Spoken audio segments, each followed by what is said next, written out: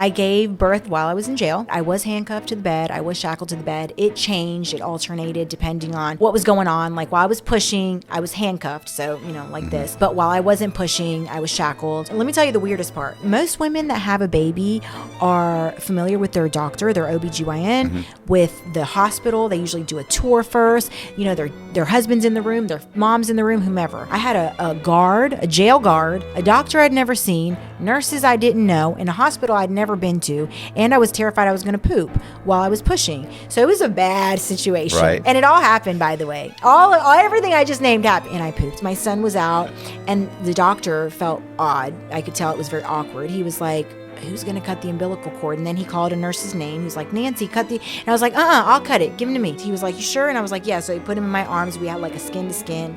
And I cut the umbilical cord. I was like, well, it's just me and you, guy. We were the only ones in there that knew each other. You know what I mean? Everybody else was a stranger. So